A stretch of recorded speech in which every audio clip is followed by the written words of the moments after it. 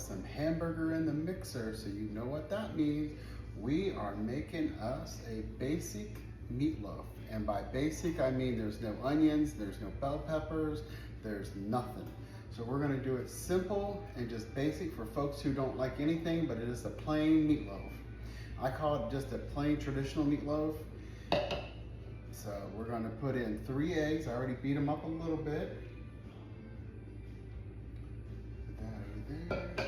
We are gonna do my salt, pepper, and garlic powder combination. We're gonna put 3 teaspoons. It's a teaspoon per pound. And I had 3 pounds of 80-20 ground beef in here if I didn't tell you. And then we're doing a tablespoon of wash your sister in the shower, or whatever you wanna call that stuff. And then for the dry, it's just a 1.5 cups of oats. Just put in a little food processor, and I always chop mine up real fine. That's how I like it. I have done it without chopping it up. You can just see the oats. Sometimes they don't always just completely dissolve. This way they dissolve and you don't know they're there, for folks who don't like oats. My son loves oats, but if he sees them in a hamburger or in a meatloaf, in the hamburger and the meatloaf, he will not eat it. So I've got to do a little hide. Oh, got to put some ketchup in there. We'll put about a tablespoon of ketchup in here. Maybe a little more. Maybe about 1/4 cup. How about that? I don't ever write this down. This is just how I always make them. I make meatloaf probably at least once a week. We're gonna make sure this ground beef doesn't decide to hop out of there. All right, we're gonna mix it up, and then I'm gonna swap the mixer out, and we're gonna bring over, we've got it out of the bowl into the skillet, and we are using a 13¼ dual handle cast iron skillet. You know, I love my cast iron, made in Tennessee, South Pittsburgh to be exact. And on the top of it, we are just gonna take some ketchup and go back and forth. Now I do have it sitting on some paper, not paper, but whatever you call it. Anyway, it is there just to keep the bottom from getting too crusty. It will help protect it a little bit. Now I did put a little bit of ketchup on there, well, probably a lot of ketchup from some of y'all. Now we're gonna stick it in the oven. I am going to cover it for the first portion of the bake time.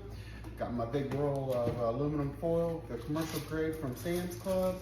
Now I'll just go over to my link there. You can get some of that for you. Just don't put it down too tight because it'll smash all that ketchup down there. Just gonna cover it real good. And these rolls, let me tell you what, aluminum foil, it'll last you forever. I've had a roll of plastic wrap. I think I've had it for 8 years or so.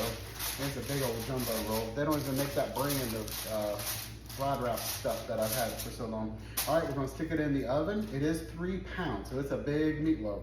It's gonna take about 1.5 hours in the oven at 350.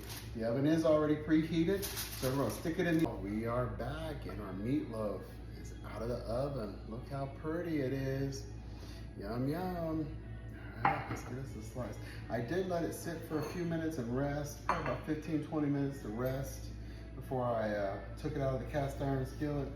Cast iron skillet is over here to my left, and it's just got some hot water soaking in it, and we're going to take and clean it right up. Hot water, let it sit for a little bit, comes right clean every time.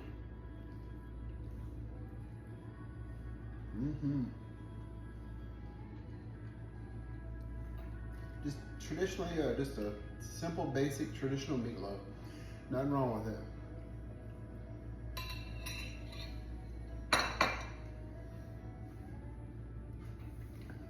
What do y'all think? What would you have with your meatloaf tonight? I'm not for sure what we're having yet. I haven't planned that far ahead. I've got to get something put together though, because it's almost dinner time around here. All right, y'all. Let me know what you would serve with your meatloaf. Do you like it traditional or do you like it southern? How do you fix your meatloaf? I mean, meatloaf's one of those things, you can do all kinds of things to it. Let me know what's your favorite meatloaf.